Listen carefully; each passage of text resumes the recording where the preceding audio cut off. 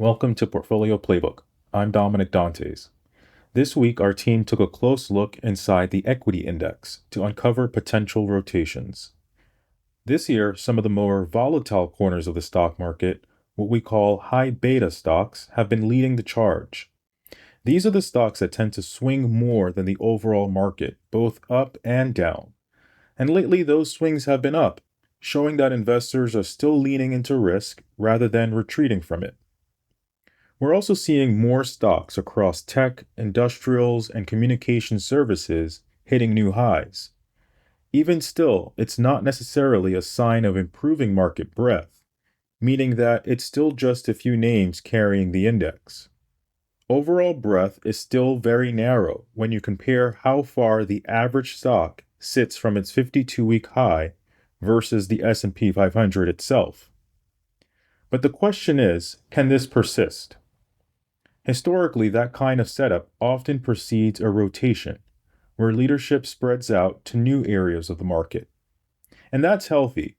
In a strong bull market, leadership doesn't have to stay in technology. It just needs to circulate.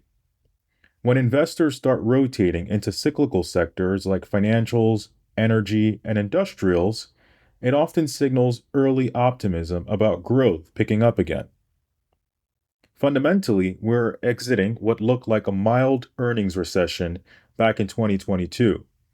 Median S&P 500 company earnings are recovering, helped by lower interest rates, low oil prices, and a new round of tax cuts kicking in next year, particularly for small businesses. It's a pretty big deal because in the US, small businesses drive more than half of net job creation. So that's an important tailwind for both employment and demand. But let's be clear, this is still a late cycle environment, not an early stage boom.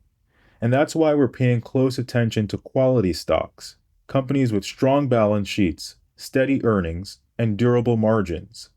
In concentrated markets, those traits tend to shine before the next rotation comes. And of course, globally, there's opportunity too. Value stocks, especially in Europe and emerging markets, have shown solid momentum without feeling overheated. And that's the power of global diversification. We explore all of this and more in our Substack post available to premium subscribers and clients.